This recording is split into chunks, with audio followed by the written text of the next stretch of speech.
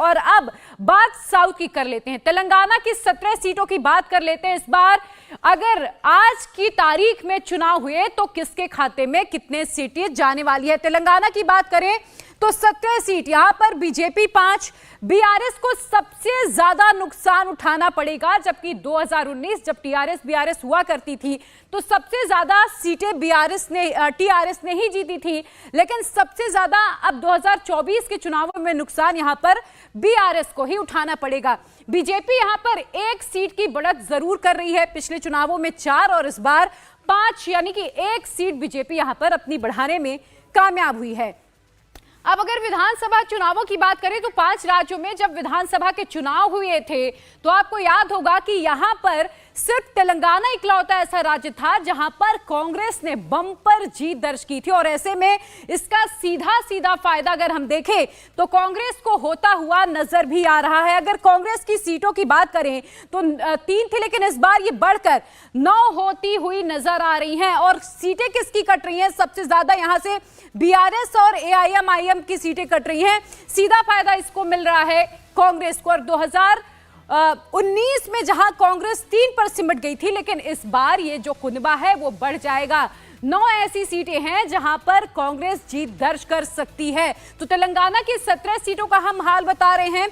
BJP भी हालांकि यहां पर अपनी 1 सीट बढ़ाने में कामयाब होती हुई नजर हमें आ रही है। बीआरएस सबसे ज्यादा नुकसान, और के कविता को लेकर कई सवाल भी उठाए गए, जिसका नुकसान यहां पर देखिए दिखाई दे रहा है। इस टैली में साफ तौर पर नुकसान होता हुआ नजर आ रहा है। सबसे बड़ी पार्टी जरूर थी 9 सीटों के साथ, लेकिन अब देखिए यहां पर सिर्फ 2 सीटों पर बीआरएस सिमट सकती है। इंडिया टीवी सीएनएक्स का यह ओपिनियन पोल है, जिसके मुताबिक अगर आज की तारीखों में चुनाव होते हैं तो तेलंगाना की 17 सीटों में बीजेपी 5 पर जीत दर्ज करती हुई नजर आ रही है, बीआरएस 2, कांग्रेस 9 और एआईएमआईएम 1 पर।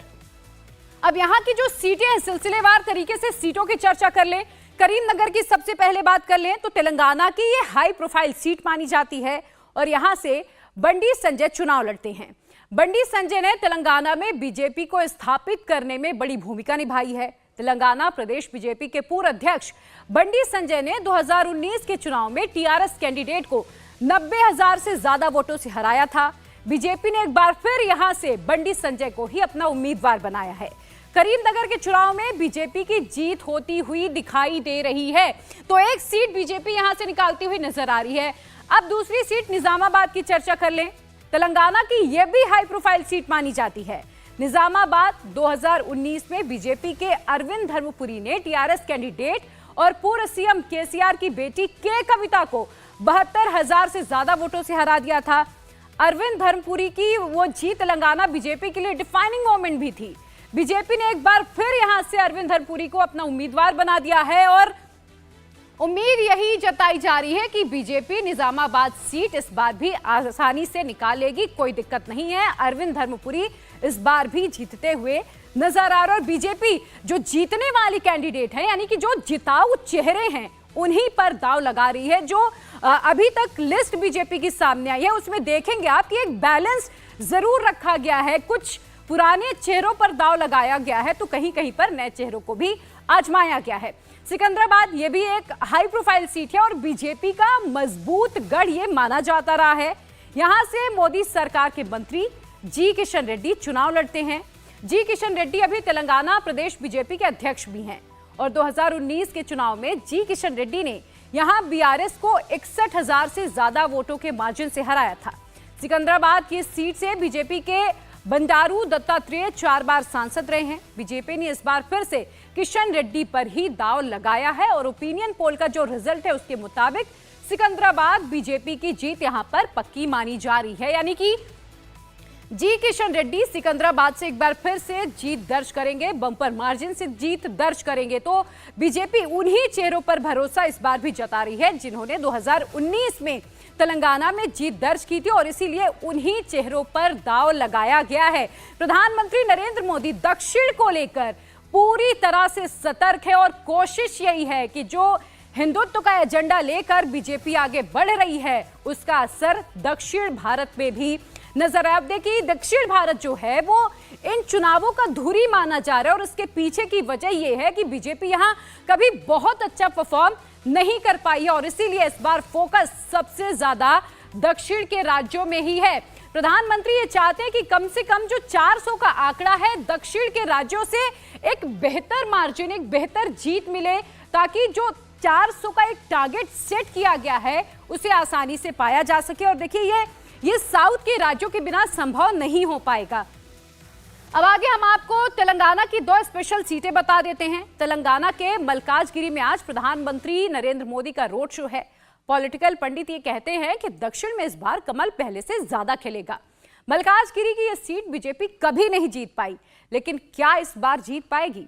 मलकाजगिरी में किस पार्टी को कितना वोट मिल सकता है, वो अब हम आपको दिखाते हैं। देखिए, मलकाजगिरी का जो आंकड़ा है वो क्या कहता है। कांग्रेस यहां पर आगे है और बीजेपी कांग्रेस की अगर हम बात करें और अन्य की बात करें तो यहां पर 29% जो वोट शेयर है वो बीजेपी का थोड़ा अप होता हुआ नजर आ रहा है। और देखिए, यहां पर 40% वोट शेयर कांग्रेस, जैसे कि हमने पहले भी बात की, चूंकि विधानसभा के चुनावों में बम्पर जीत दर्ज की है और उसका साफ साफ असर यहां लोकसभा के चुनावों में नजर भी आ रहा है। जो वोट शेयर है वो यहां पर बढ़ता हुआ दिखाई दे रहा है। अन्य के खाते में देखिए 3, हालांकि बहुत ज्यादा कोई और चांस नहीं है। यहां पर AIMIM सिर्फ 1 सीट निकालती हुई नजर आ रही है और सबसे ज्यादा नुकसान, जैसे कि हमने बताया आपको, कि BRS को यहां से इस बार उठाना पड़ेगा।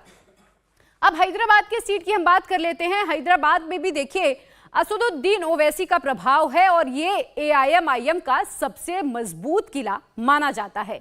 यहां से असदुद्दीन ओवैसी सांसद भी हैं और बीते 10 लोकसभा चुनावों से इस सीट पर ओवैसी परिवार की जीत होती रही है। 6 बार सुल्तान सलाउद्दीन ओवैसी सांसद रहे हैं और उसके बाद 4 बार से उनके बेटे असदुद्दीन ओवैसी सांसद हैं। 2019 में असदुद्दीन ओवैसी ने बीजेपी को लगभग 3 लाख वोटों से हरा दिया था। तेलंगाना विधानसभा चुनाव में बीजेपी ने ओल्ड हैदराबाद रीजन में जबरदस्त बढ़त बनाई, लेकिन ओवैसी अपना किला बचाने में कामयाब रहे थे।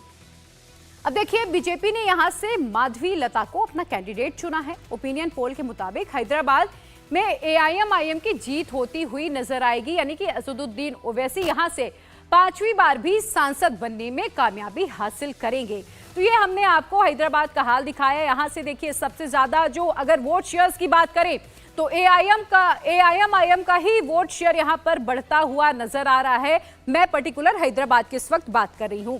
38% जो वोट शेयर है वो AIMIM का होगा, कांग्रेस का 5 होगा और देखिए कांग्रेस जो अन्य है वो लगभग 5 से 8 में ही सिमटती हुई, फिलहाल जो वोट शेयर है वो सिमटता हुआ हमें यहां पर नजर आ रहा है। तो यहां जो सबसे बम्पर, जैसे कि हम कह रहे हैं कि ये असदुद्दीन ओवैसी का एक मजबूत किला है जो किसी के लिए भी ढहाना इतना आसान नहीं है। भले ही कांग्रेस ये आरोप लगाती हो, लेकिन कि बीजेपी के साथ बैकएंड में सपोर्ट करते हैं असदुद्दीन ओवैसी, लेकिन एक बात तो तय है कि ओवैसी कम से कम अपने किले में किसी को घुसने नहीं देने वाले हैं। अब देखिए, इस बार के चुनाव में CAA भी एक अहम मुद्दा है। इस बार ओवैसी ने क्या कहा है, सुनिए जरा। इसके बाद फिर से हम ओपिनियन पोल के आंकड़ों पर चर्चा करेंगे, लेकिन उससे पहले सिटीजनशिप अमेंडमेंट एक्ट को लेकर ओवैसी ने क्या कहा है वो सुन लीजिए।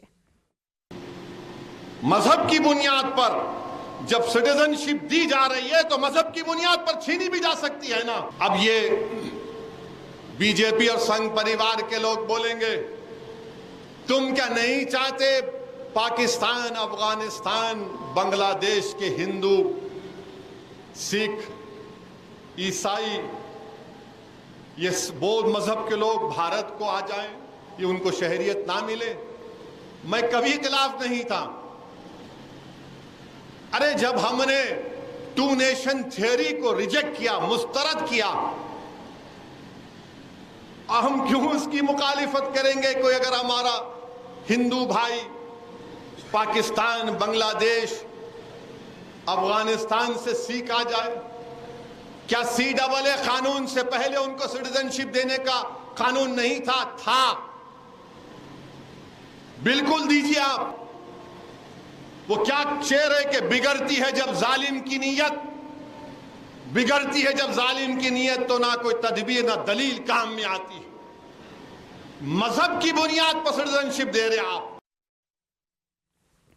तो देखिए, हमने आपको तेलंगाना का हाल बताया और असदुद्दीन ओवैसी सीएए को लेकर कैसे चुनावी मुद्दा बना रहे हैं, कैसे बरगलाने की कोशिश कर रहे हैं, वो भी आपने सुना।